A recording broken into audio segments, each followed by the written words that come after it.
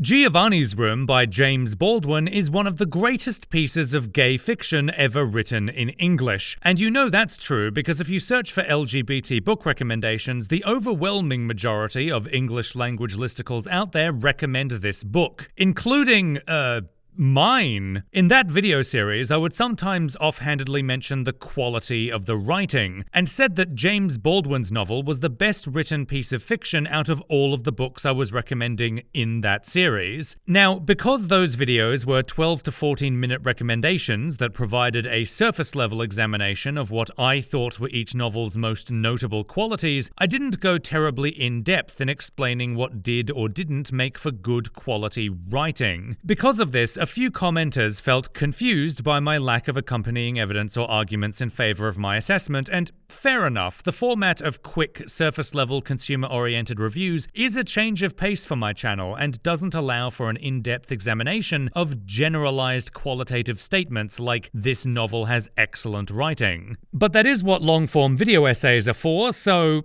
here we are. Today I want to do a close reading of one particular passage from early on in Giovanni's Room in an attempt to demonstrate and argue about why I consider this novel's writing to be notably high quality. I'm also going to take an educational approach to this, targeted at aspiring writers who may be interested in improving their own craft. I've often advocated that one of the best ways to improve your own writing is to study well-written novels, and I'm hoping that I can give a substantive and useful demonstration of that practice here. Now, while I am showcasing an early passage, I'm going to talk about it in the context of the story as a whole. So if you haven't read Giovanni's Room but are planning on reading it at some point, I would recommend doing so before watching this video. I've put a list of online book retailers in the description that I recommend. If you live in the USA or Canada, then I'd like to give a special recommendation to Left Bank Books, who are not sponsoring this video, I just think they're cool. I also have a short review of Giovanni's Room on my channel in case you need help deciding whether or not you want to read it. Link in the card in the top right corner of this video.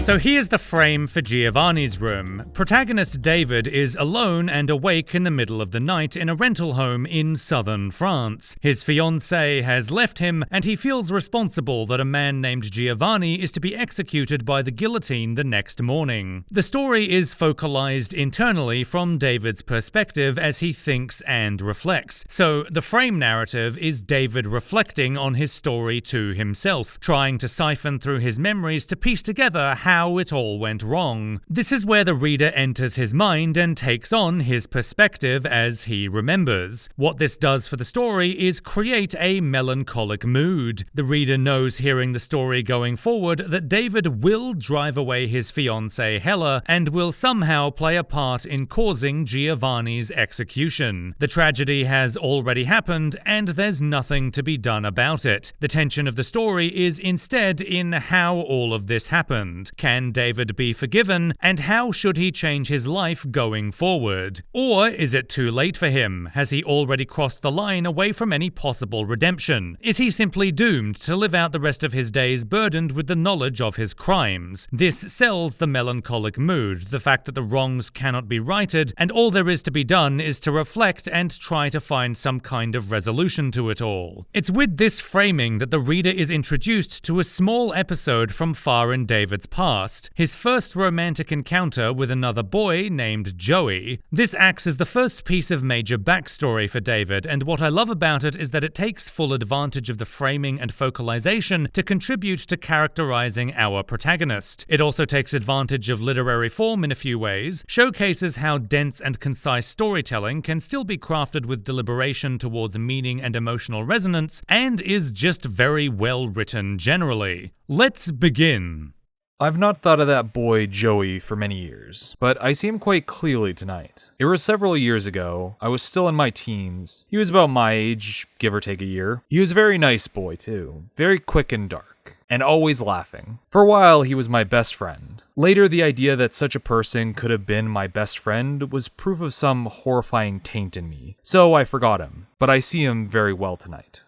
It was in the summer, there was no school. His parents had gone someplace for the weekend, and I was spending the weekend at his house, which was near Coney Island in Brooklyn. We lived in Brooklyn too in those days, but in a better neighborhood than Joey's. These first two paragraphs are largely the preliminary information needed to understand the story of Joey. It's the who's, what's, where's, when's, and why's, that sort of thing. But there is still an impressive amount of good writing at play here regardless. Firstly, I love how concise the setup is. There's no peripheral information or fluff that's unnecessary for us to know. David summarizes the context for this passage with a brevity that just makes for good, dense writing. What do we need to know? Well, it was several years ago, David was still in his teens and Joey was around the same age. We also don't need a deep understanding of Joey's character to understand this backstory. Joey takes on the role of a flat character to David's round, so Joey's essential characteristics are summarized in more or less the same way that the rest of the context is. He was very nice, quick and dark, always laughing, and at some point was a best friend. I imagine the reason why Baldwin cares to mention that Joey's parents were absent and that David was staying at Joey's house over the summer when there was no school is because the setup would otherwise beg the question of how these two managed a homosexual encounter that only they themselves knew about, considering their teens in a bustling city. The significance of Brooklyn specifically is likely supposed to be understood in the context of when the novel was written, so I'm not going to attempt to decipher it here, but the rest of the novel does take aim at American culture as a whole, so the deliberate mention of a famous borough of a famous American city contributes to that theme. Later on, the novel will explore how David was shaped by his upbringing in America, and so here is where we learn that yes, he did in fact grow up in a place that could be considered a significant hub of American culture. David living in a better neighborhood to Joey puts the idea of wealth differences and privilege in the reader's mind, which I like a lot. Simple, seemingly offhand statements like this are usually enough to prime readers to pay attention to certain themes or ideas, which is why you often see reviewers across all media decry overly long direct explanations of the author's message inside the text. Having the narrator, or worse, one of the characters, wax philosophical about the author's personal beliefs about things is not only incredibly boring, but also doesn't really take advantage of the fact that this is a story and not an essay. Oftentimes the better method is to just prime the audience with a detail that obviously points to an idea, in this case a discrepancy in privilege between two people, and the audience will be likely to pay attention for when that idea is suggested again by the storytelling. The thing that I like the most about this paragraph is the repetition of seeing Joey clearly tonight. The various purposes of repeating things are similar across all fiction, and its most basic use is to draw audience attention to whatever it is that bears repeating. It's a bit of a contentious technique, as it can unintentionally affect the aesthetic feel of the rest of the paragraph if it's not handled deliberately. It's certainly very possible for a writing style to feel repetitive in a frustrating way, so what I like about Baldwin's style is that he's spaced out the repeated words to near the beginning and near the end of the paragraph, so it doesn't feel cluttered. And he's added some slight variance between them, from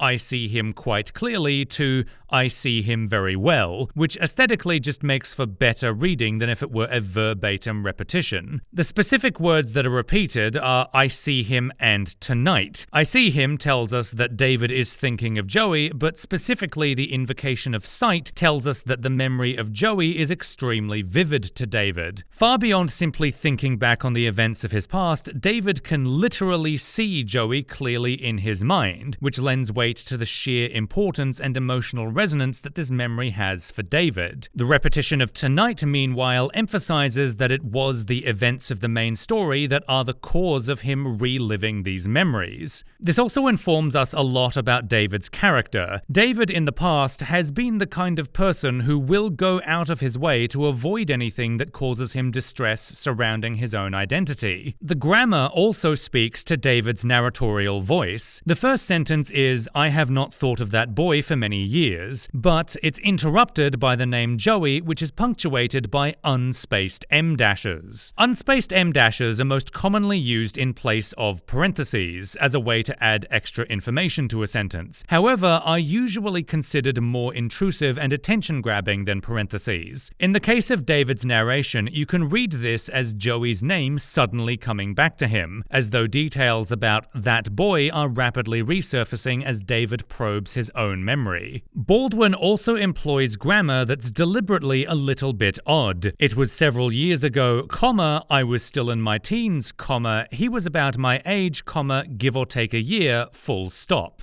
Longtime viewers may remember several years ago I was kind of frustrated with deliberately odd grammar and punctuation, but in retrospect it was mainly because at the time I had been reading a lot of books that did it very poorly. By poorly, what I generally mean is that it was cliché, had no style, didn't convey character very well, and wasn't even pleasant to read. The reason why I think Baldwin is a far better example is his quirky grammar does convey meaning and character in a way that supports the thematic strengths of the story, adds to his reflective and somber writing style, and, as a bonus, is still very pleasant to read, at least in my opinion. So, let's break it down. This sentence is 3 independent clauses stitched together by commas, followed up with a dependent clause at the end. If I were to write something like this in a way that obeys grammar rules, I would probably have the first 3 clauses either separated by full stops, or put an and in between the second and third clauses to show that they are related properties that are part of a list. Baldwin instead chooses to have them all linked loosely with commas, but no and, giving the impression of a mind sorting through unstructured details. These 3 independent clauses are still cordoned into their own sentence by a full stop, because the next sentence is about a different subject, Joey. It links to the previous sentence because the final 2 clauses were also related to Joey, albeit the overall theme of the sentence was to do with time and age, so you can read this as David's mind following the natural flow of information through his own memories. You might be able to see how remembering one piece of information prompts him to remember the next and then the next as details get filled in sequentially. Thinking about the time this event happened prompts David to think of his own age at the time, which prompts him to remember Joey's age, which prompts him to remember other aspects of Joey's personality, which then prompts him to remember that Joey was his best friend, and so on. Then, to finish the introductory paragraph, Baldwin links the penultimate thought of why David forgot Joey back to emphasizing the vividness of the memory. It all flows logically from one detail to the next, which makes sense for the narration, is closer to how a person would realistically tell a story than something more formal, and is just easier and more aesthetically pleasing to read. Returning to the odd use of grammar, he was a very nice boy, comma, too, comma, very quick and dark, comma, and always laughing. The odd bit that I want to point out is the to separated from the preceding clause by a comma. This normally wouldn't happen. It would just be written as he was a very nice boy too, with no comma. So the addition of one here is deliberate. It reads as though David originally intended to only think he was a very nice boy, and then his narratorial voice added the to at the end as David was ending the clause. This textures the narration as unfocused, even clumsy, as though David is stumbling through his thoughts, which makes sense given the context because, as David himself has said, these are memories that he has not thought about for years that have all resurfaced tonight because of recent trauma. It's also interesting that the clause very quick and dark didn't necessarily need to be an unbroken clause. If I were to write this following normal grammar rules, I would probably write, he was a very nice boy, very quick, dark, and always laughing. But Baldwin chooses to link together the details of Joey being very quick and dark, despite that making less grammatical sense than if you're strictly following normal grammar styles. It suggests that Joey being very quick and him being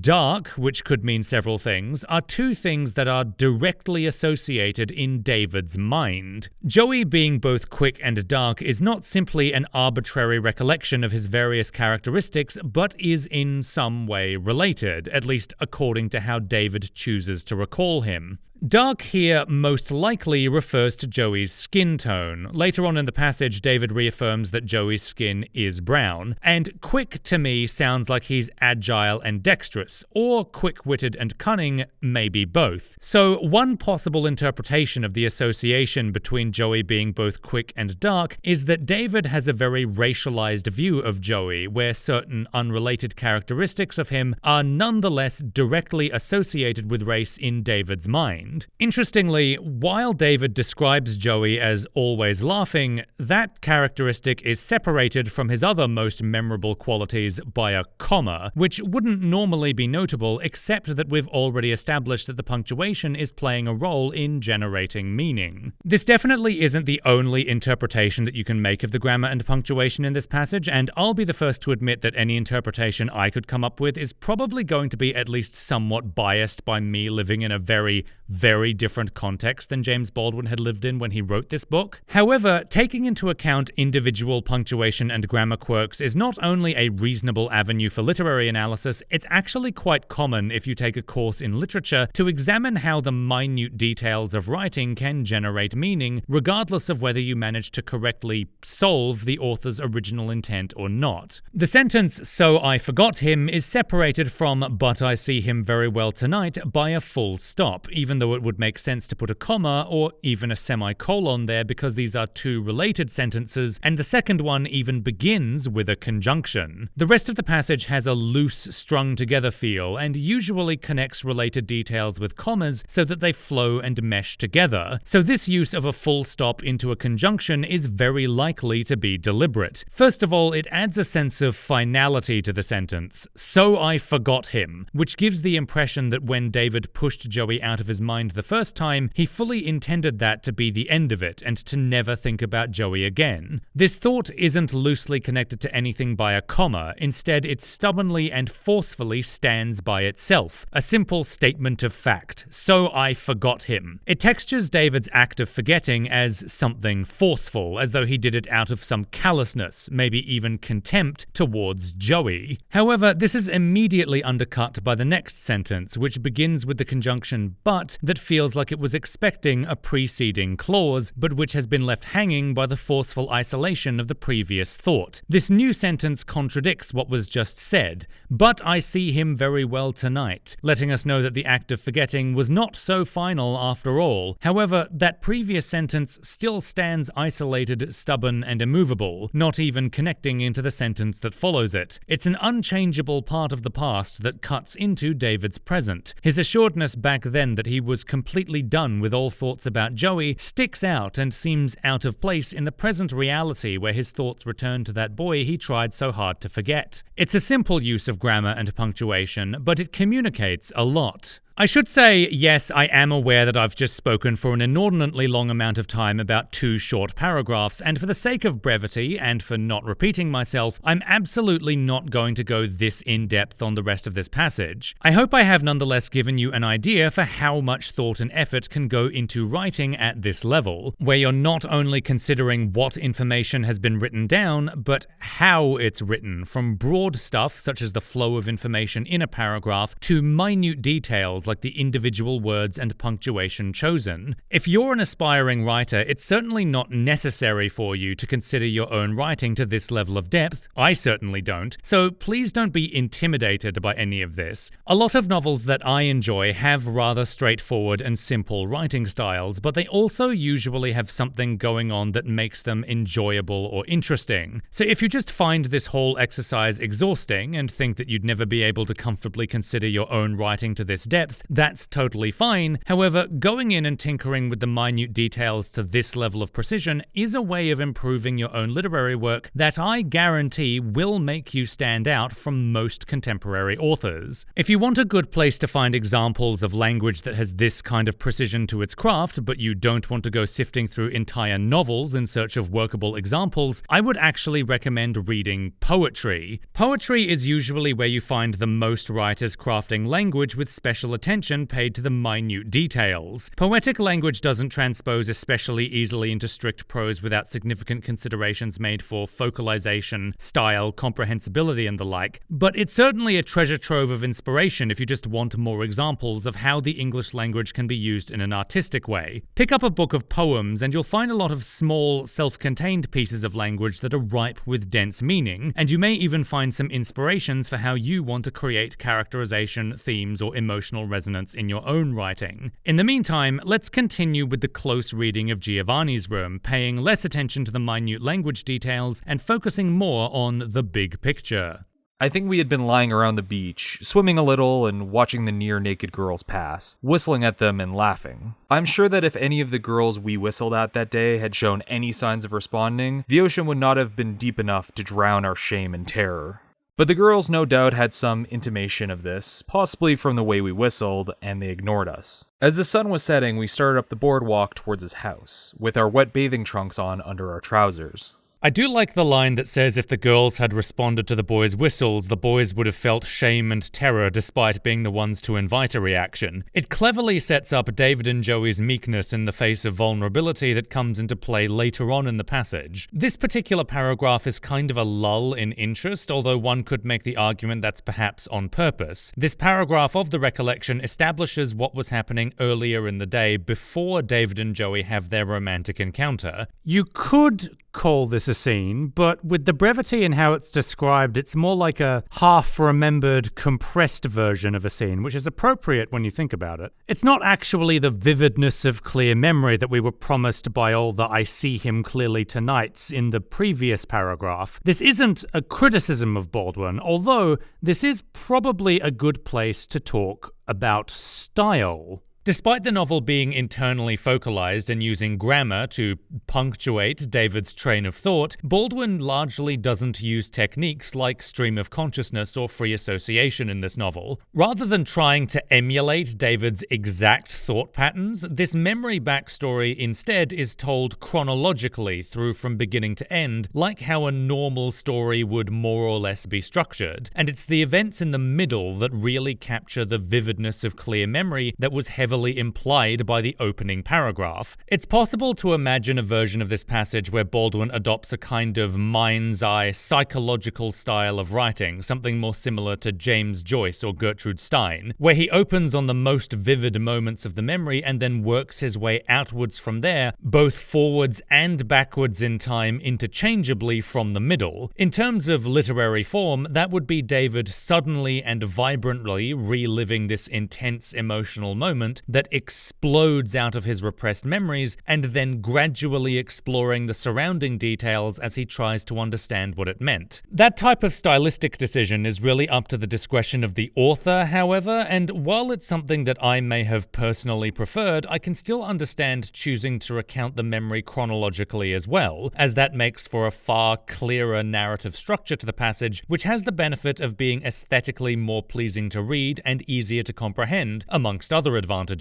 Baldwin does actually use some free associative techniques in his subsequent novel Another Country, like having memories and the present bleed into one another and overlap. If you enjoyed Giovanni's Room and you're an experienced reader, I actually would recommend reading Another Country. It is monumentally more complex than Giovanni's Room, however, be warned that its story is also far more confronting and uncomfortable as well, and deals with subject matters that some people may be sensitive to. Continuing. And I think it began in the shower. I know that I felt something. As we were horsing around in that small, steamy room, stinging each other with wet towels, which I had not felt before, which mysteriously and yet aimlessly included him. I remember in myself a heavy reluctance to get dressed. I blamed it on the heat.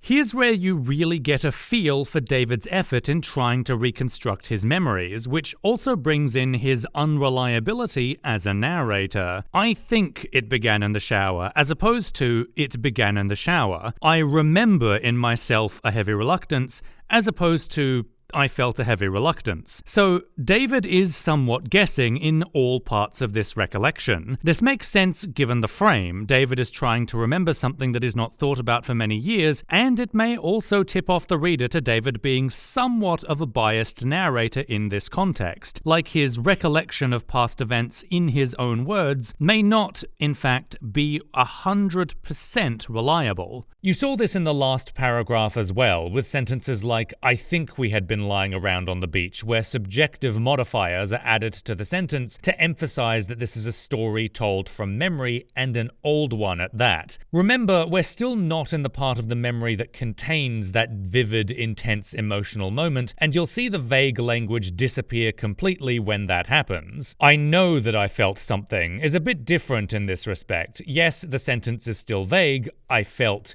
something, not going to specify, but it does mysteriously and yet aimlessly include Joey. In this case, the emotion that David recalls is vivid, hence he says, "I know," concrete knowledge, but he shifts his perspective slightly. You see, when he had the feeling back then, he didn't know exactly what the feeling was or how to accurately describe it. That's why he says he knows he felt something, knowledge followed by vagary, because he certainly remembers being confused by his own emotions at the time. I also liked, "I remember in myself a heavy reluctance to get dressed. I blamed it on the heat," as the two sentences to finish this paragraph. The first sentence has that "I remember" vagary as though David's not quite sure, but then he follows it up with a sure statement, which implies that the previous sentence was definitive as well, that he didn't need to specify that he remembered, it just happened. Artistically, it gives the impression that the memories are coming together into something more reliable as David approaches the critical moment. This style continues over the next few paragraphs. David sprinkles in these small quirks that imply this unsureness about the details of the memory he is recalling, and you can get a sense of the mental effort he's putting into this memory and just how distant it is for him. Listen through this paragraph with what I've said, and you might notice this happening. But we did get dressed. Sort of. And we ate cold things out of his icebox and drank a lot of beer. We must have gone to the movies. I can't think of any other reason for our going out, and I remember walking down the dark, tropical Brooklyn streets with heat coming up from the pavements and banging from the walls of houses with enough force to kill a man. With all the world's grown-ups, it seemed, sitting shrill and disheveled on the stoops, and the world's children on the sidewalks or in the gutters or hanging from fire escapes, with my arm around Joey's shoulder. I was proud, I think, because his head came just below my ear. We were walking along and Joey was making dirty wisecracks and we were laughing. Odd to remember for the first time in so long how good I felt that night, how fond of Joey. When we came back along those streets, it was quiet. We were quiet too. We were very quiet in the apartment and sleepily got undressed in Joey's bedroom and went to bed. I fell asleep for quite a while, I think, but I woke up to find the light on and Joey examining the pillow with great, ferocious care. The word quiet shows up 3 times quite rapidly, which implies that the unusual silence of this scene is something that's not only vivid, but stands out beyond other details. It also marks a turning point in this scene, as the previous paragraph described noise. David and Joey banging on walls, the streets filled up with all the world's grown-ups and children, the anatomy of the city, pavement, houses, stoops, sidewalks, gutters, and fire escapes. Joey and David are loud and in public, 2 boys with the kind of brazen young masculine confidence that announces itself to anyone and everyone. But then we go quiet and we return to Joey's apartment and the brazen confidence is gone, replaced by something more intimate. Next, we get some dialogue. This novel is in the realism genre, and so the dialogue is pretty straightforward. The notable thing stylistically about how dialogue is handled is that it has much less of a prose style than the narration. David's narration is this mix of written prose and oratory performance styles, as though he is actually addressing an audience, despite the reader's perspective being from inside David's mind. Like I said before, despite some psychological stylings, the narration isn't encounter stream of consciousness. It's not trying to emulate David's exact thought patterns, but still nonetheless tries to pull you into David's train of thought through precise choices of words, grammar, and punctuation. By comparison, the spoken dialogue is kept a lot more grounded. It's simple and straightforward. It sounds like something you might actually hear a person say. What's the matter? I think a bedbug bit me. You slob, you got bedbugs? I think one bit me. You ever have a bedbug bite you before? No. Well, go back to sleep. You're dreaming.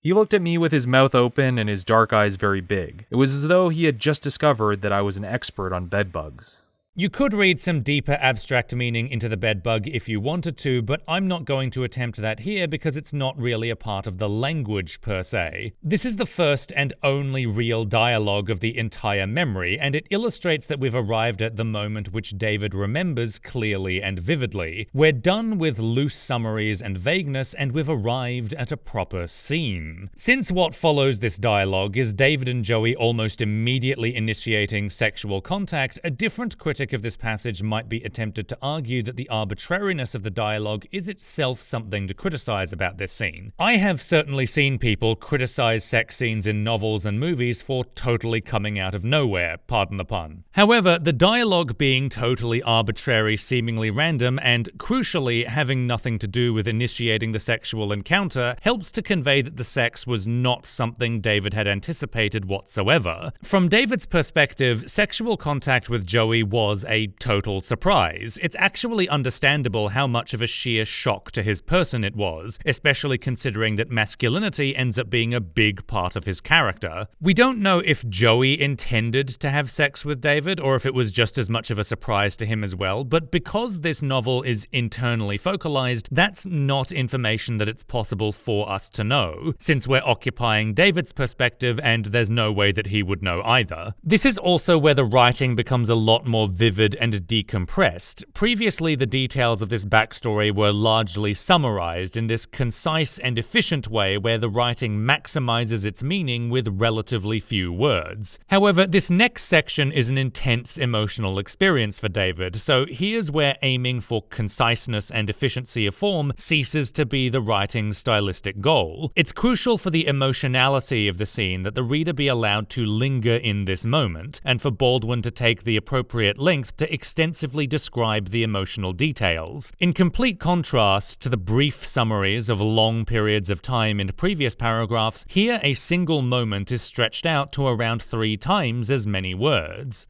I laughed and grabbed his head as I had done God knows how many times before, when I was playing with him or when he had annoyed me. But this time when I touched him, something happened in him and in me which made this touch different from any touch either of us had ever known. And he did not resist, as he usually did, but lay where I had pulled him, against my chest. And I realized that my heart was beating in an awful way, and that Joey was trembling against me, and the light in the room was very bright and hot. I started to move and make some kind of joke, but Joey mumbled something, and I put my head down to hear. Joey raised his head as I lowered mine, and we kissed, as it were, by accident. Then, for the first time in my life, I was really aware of another person's body, of another person's smell. We had our arms around each other. Contrast the language in this paragraph with the language from previous ones. We ate cold things out of his icebox and drank a lot of beer. That's an action that takes place over a relatively long period of time. This one sentence could be describing a time frame of 1 or more hours. I remember walking down the dark, tropical Brooklyn streets with heat coming up from the pavements and banging from the walls of houses with enough force to kill a man. With this sentence, not only is there no indication of time, they may have been walking for a few minutes, maybe a few hours even, but also the secondary action of banging from the walls of houses isn't given any specifics. We're not told how much of the time was spent banging from the walls of houses, nor how many houses were banged upon, nor when in their walk David and Joey decided to do this. We were walking along and Joey was making dirty wisecracks and we were laughing. You can see how these tellings of events compress a lot of time and actions. These summarizing sentences take up most of the boys' day, but we read them in a matter of seconds. Now, the diegetic explanation for this is that David is telling this story from memory and not all of it is vividly remembered, so the amount of information he has access to is still fairly limited. However, the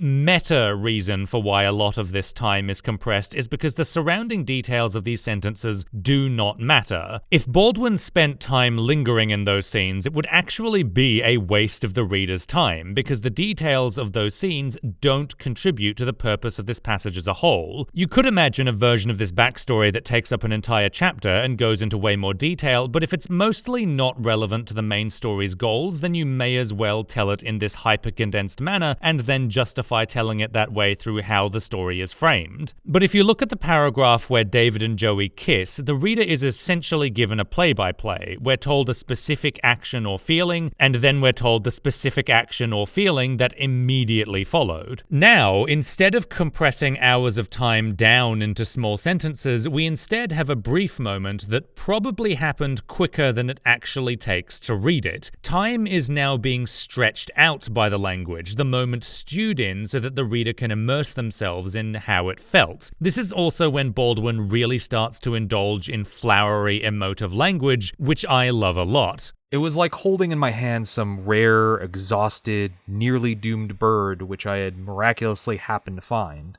I was very frightened. I am sure he was frightened too, and we shut our eyes. To remember it so clearly, so painfully tonight, tells me that I've never for an instant truly forgotten it. I feel in myself now a faint, a dreadful stirring of what so overwhelmingly stirred in me then. Great thirsty heat, and trembling, and tenderness so painful I thought my heart would burst. But out of this astounding, intolerable pain came joy. We gave each other joy that night. It seemed then that a lifetime would not be long enough for me to act with Joey the act of love. But that lifetime was short, was bound by that night. It ended in the morning. The scene then skips over the actual sex, thankfully, to a second incredibly vivid moment where David is suddenly overwhelmed by the full anxiety that comes with realizing what he did and what that might mean for his future and his masculinity. And that moment is stretched out to a ginormous paragraph. I awoke while Joey was still sleeping, curled like a baby on his side toward me. He looked like a baby, his mouth half open, his cheek flushed, his curly hair darkening the pillow and half hiding his damp, round forehead and his long eyelashes glinting slightly in the summer sun. We were both naked, and the sheet we had used as a cover was tangled around our feet. Joey's body was brown, was sweaty, the most beautiful creation I'd ever seen till then. I would have touched him to wake him up, but something stopped me. I was suddenly afraid. Perhaps it was because he looked so innocent lying there, with such perfect trust. Perhaps it was because he was so much smaller than me. My own body suddenly seemed gross and crushing, and the desire which was rising in me seemed monstrous. But above all, I was suddenly afraid.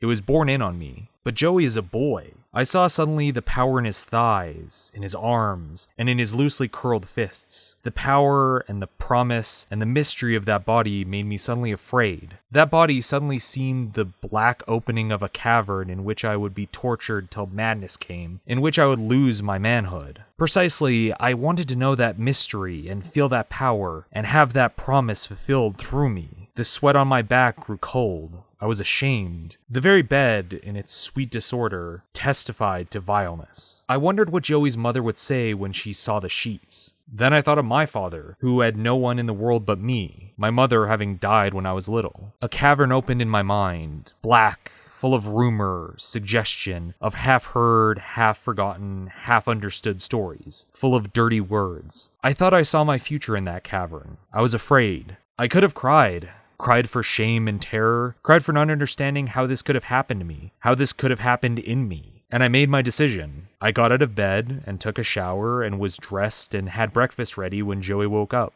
This is a fantastic way that Baldwin submerges us in the head of the protagonist, and it really leverages the incredible strength of internal focalization. The reader is pulled into David's feelings and is kept there as he described what overcame him. We get very emotive words being used.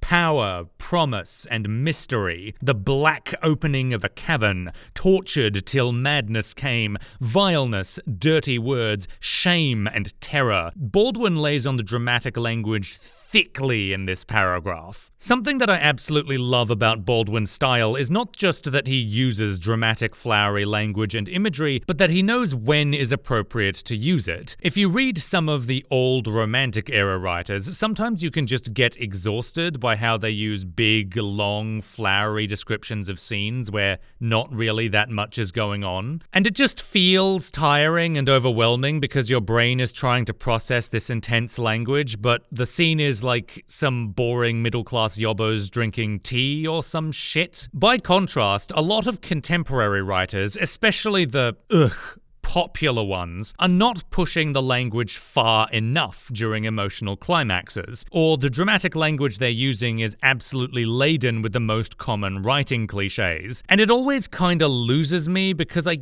get that it's supposed to be emotional, but it's just not. Baldwin oscillates between keeping the language simple and straightforward during normal scenes, but then diving into the dramatic during intense emotional moments. If you didn't take my advice and haven't read Giovanni's Room yet, I highly recommend reading it to find more of Baldwin's immaculately creative language in other places in this book. I want to bring special attention to this line. A cavern opened in my mind, black, full of rumor, suggestion of half-heard, half-forgotten, half-understood stories full of dirty words. I thought I saw my future in that cavern.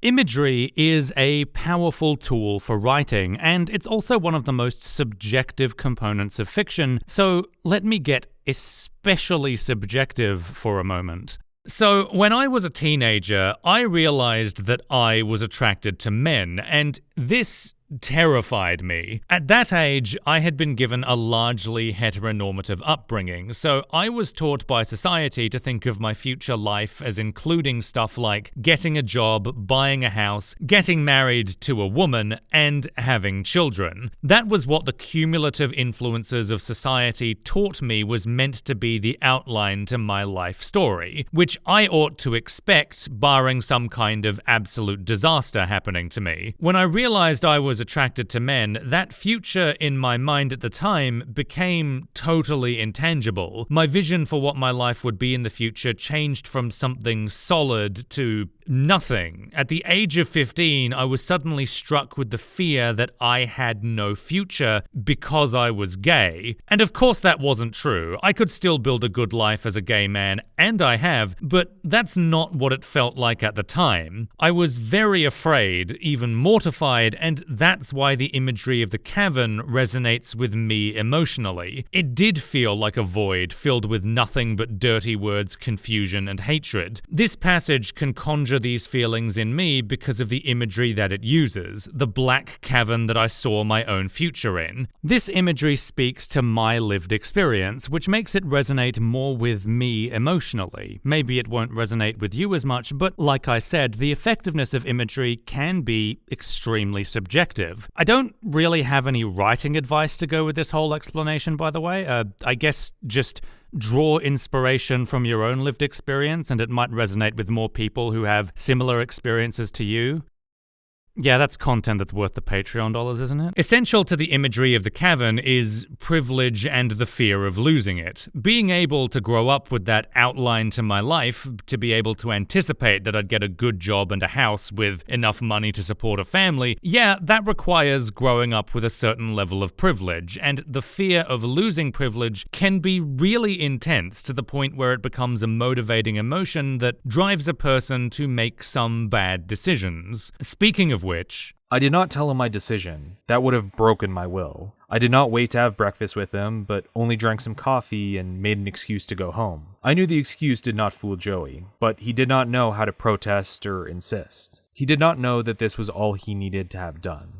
Right here is a small way that narrator bias can be used for characterization. David has to put effort into remembering the peripheral details of this backstory, and he still struggles with parts of it, which we know because of the subjective language he was using prior in this passage. I think this happened, I remember that happened, etc. And yet right now he's telling us that he knew what was going on in Joey's head in response to his cold behavior. I knew the excuse did not fool fool Joey. He did not know how to protest or insist, which is something David couldn't possibly know. Remember, David isn't an objective narrator. He can't reliably tell us anything that he doesn't witness, and he definitely doesn't see into Joey's mind. We could speculate on what was going on in Joey's head. For example, maybe he was genuinely fooled by David's excuse, whatever it was. It's also possible that rather than not knowing how to protest or insist, maybe Joey thought he saw the dark path that David was headed down and decided it was probably best for him to let David go. Maybe Joey was going through similar thoughts to what David was going through and deeply regretting the encounter. It's not something that we can know for certain, but speculating does reveal that there is room for alternative interpretations of Joey's behavior in this exchange. That bears keeping in mind because David cannot know Joey's intentions from the information he has, and yet he declares with certainty that he knew Joey was not fooled by his excuse. Far from being a flaw of the writing, you can actually interpret this discrepancy in multiple ways as characterization for David. It's likely that David has low self-esteem, which is why he so confidently assumed that Joey couldn't have been fooled by his lie. It's also possible that David's present view of himself in the frame as a destructive force that hurts other people leads him to view his victims, in this case Joey, as meeker and more vulnerable than they actually were, which is why he assumed that Joey fully intended to protest and the only reason that Joey didn't was because he didn't know how. This is why it's preferable for Joey's character to be flat. This passage isn't really about Joey as a character, and from David's limited and biased perspective, there's nothing really concrete that we can know about Joey regardless. It's entirely about the characterization of David, with Joey serving as a vector to explore David through his interactions with other people. That's essentially the function of a flat character. Flat characters exist so that round characters can bounce off of them. This is an example of how bias can characterize the narrator. An important thing to pay attention to in this passage is David's assumptions, and the reader can deduce what his assumptions are by considering what information he could possibly have, given his limited perspective as a non-omniscient narrator. This is a lot more difficult to pull off with a single character acting as narrator, as you have to find ways of cluing the audience into what the narrator is assuming or leaving out while keeping the narration consistent. It's easier if you use a polyphonic narrator where different characters swap in and out to give different perspectives, and that way you can use one of the narrators to fill in the gaps that a different one left out. If you want examples of this in action, I would recommend reading Flames by Robbie Arnott, Extremely Loud and Incredibly Close by Jonathan Safran Foer, Grief is the Thing with Feathers by Max Porter, and Crimson by Niviaq Corneliusen. And if you want another example of a single unreliable narrator being used as a source of characterization, I would recommend reading Atonement by Ian McEwan. Then I, who had seen him that summer nearly every day till then, no longer went to see him. He did not come to see me. I would have been very happy to see him if he had, but the manner of my leave-taking had begun a constriction, which neither of us knew how to arrest. When I finally did see him, more or less by accident, near the end of the summer, I made up a long and totally untrue story about a girl I was going with, and when school began again, I picked up with a rougher, older crowd and was very nasty to Joey. And the sadder this made him, the nastier I became. This is the last paragraph of the passage about Joey. After we resolve this backstory, there's a small couple of paragraphs where David begins wondering if this was the crucial moment that turned him onto his dark path, before recounting another story from his past that focuses on how he lived with his father and aunt. You'll notice that as we're moving away from the central vivid moment, we're again back to compressed time and loose summaries as far as the language is concerned. He moved away at last, out of the neighborhood, away from our school, and I never saw him again.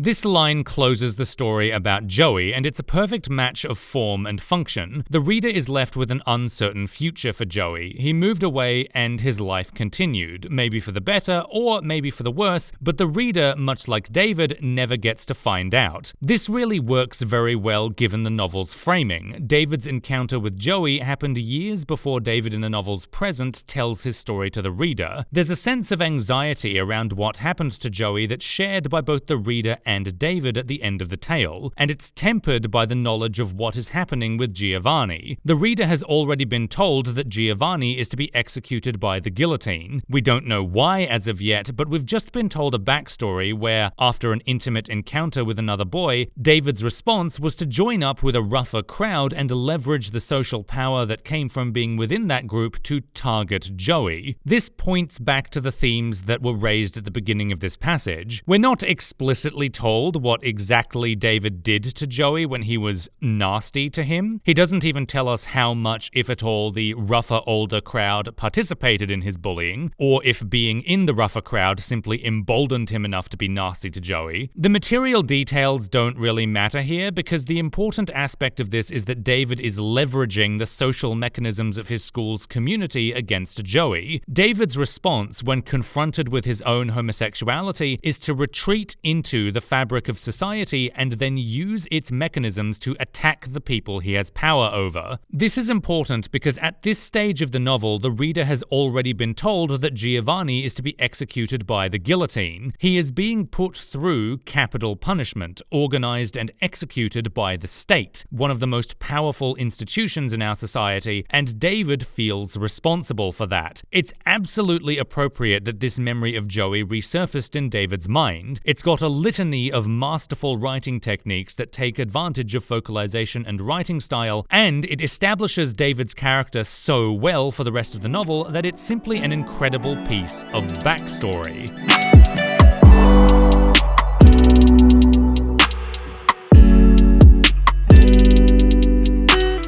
Joey's story showcases exactly the issues that are relevant to David in the main story, just in a more condensed and juvenile form. He has a repressed attraction to men that he's ashamed of. He has a tendency to catastrophize about things that cause him even a small amount of anxiety. He doesn't speak openly and honestly with the people in his life, and in his attempts to protect himself, he makes selfish decisions that hurt the people he cares about and eventually drives them away. David's past behavior is a juvenile and crude version of the person he grows into as an adult. He's no longer so blunt as to viciously bully a person, treating their sadness as an accelerant for his abuse. Rather than being outright aggressive and antagonistic to the source of his anxiety, David in the main story has evolved to be more manipulative and rather tries to de-escalate situations, but in a way that mostly just dismisses the emotional needs of others and sweeps the problem under the rug. So this backstory isn't only a taste of things to come. The ways that it simultaneously echoes David's psychology in the main story while contrasting his outward-facing behavior position the reader to think about how we grow into the people we end up becoming. As adults, we can become less daring, less risk-taking, more tempered, complex, smarter, and wiser than we were as teenagers, but the question still remains, how does the person we were earlier in life act as the blueprint for the person we become later on, and how much can we change that? In the context of the novel as a whole, Joey's story prompts that question and even implies that David is asking it as well. David is ashamed of the person he is now, and he's searching back through his life for an explanation. Joey's story seems to suggest that one of the factors at play is that David had been a toxic individual for a long time, and maybe his great failure was that he never let himself recognize that and would rather disappear his anxieties than commit to a genuine change of his own character. Couple that with the fact that this novel has criticisms about how American society teaches masculinity to young boys, and you have the beginnings of an academic dissertation. Having said all this, I hope it's obvious from the way that I'm talking about the story of Joey that this meaning that I've interpreted relies on the excerpts placed in the larger text, rather than simply the excerpt in isolation. This is how writers ought to think about narrative asides, side stories, and backstories, as components which serve a larger whole. Sometimes when I read novels and they open with a backstory, I get the impression that the author is writing their main character's past kinda arbitrarily as simply another method for building their main character. And when all is said and done, after the story has finished, it didn't feel like the backstory was terribly necessary to the main story's thematic interests. Like it was just some extra characterization thrown in there, which is fine. Like if it's entertaining, I'll take it, but it is very often a lot of of words spent for honestly not that much benefit to the story, and the risk that you take when you write a long-ass chapter dedicated to only fleshing out the peripheral details of your protagonist is that I won't care, get bored, and quit reading. The reason why The Tale of Joey is a fantastic example of a character backstory is because of two main reasons. First of all, it only stays long enough to achieve everything that it needs to. It functions as a lens, which helps the reader view the rest of the main story with the correct thematic focus, and introduces us to several very important aspects of David's character. If it was longer and contained a lot more extraneous information, then it might run the risk of diluting and unfocusing the lens upon the rest of the story that it provides. It might not be as clear what the primary thematic interests of the story are. The reader may have a more complicated outlook upon David, but one which is less useful when witnessing his behavior throughout the events of the main story with Giovanni. The second reason this backstory is fantastic is because it accomplishes multiple things at once. Obviously, when I do a close reading of a passage, I'm going to be pointing out a lot of things that most people, myself included, won't notice when they just read the passage normally. However, when people read, they tend to be attuned to noticing or being affected by different things. Some readers will pick up the themes, some will pick up the characterization, some will pick up the poetic and psychological use of language, and some will pick up the emotionality, amongst other things. I'd say that most people will pick up multiple things, but not everyone is attuned to noticing or being affected by or caring about every aspect of the text all the time. One of the reasons why two people can read the same passage, or watch the same scene in a movie, or hear the same verse in a song and come out thinking totally different things about it, is not just because people have different tastes. It's also because two different people experiencing the same art are probably going to be paying attention to different aspects of it. And I don't just mean they'll notice different details, I mean they could be broadly paying attention to very different categories of things. It's entirely possible that some readers simply won't be attuned to characterization when they read a specific passage, and might be paying more attention to the themes or the plot or the world building or whatever instead. Human attention is famously narrow, and I'm sure you've encountered plenty of people who talk about movies, songs, games, or whatever, who seem to have just been utterly blind to an aspect that to you is blindingly obvious, or vice versa. This is why having aspects of your work serve multiple functions simultaneously can be very useful. It's not just about being concise or efficient, and it's not just that serving multiple purposes makes a passage or a scene objectively better than if it only served a single purpose. Rather, it's because you, as the author, cannot guarantee what every single reader is going to be attuned to noticing or being affected by in every single scene that you write. Maybe you want to have a character establishing scene that only focuses on developing the characters and nothing else, but not every reader is going to be paying attention to or care about characterization when they read it. So if that scene doesn't also serve multiple other functions, certain readers will just bounce off it or interpret it as fluff. The Tale of Joey has something for you to notice or be affected by regardless of what you're paying attention to when you read it. I don't expect everyone to enjoy reading this passage. Like I said, taste is still a thing. But it's difficult for me to imagine someone reading this passage and coming out the other side wondering what the point of it was, which I'm sure has still happened. There is always one, but at that point you just have to wonder what on earth that reader was even paying attention to if it wasn't the characterization, the themes, the plot, the writing, the perspective, the emotion, or the language. Like, if all of that doesn't satisfy your attention, why are you even reading a book?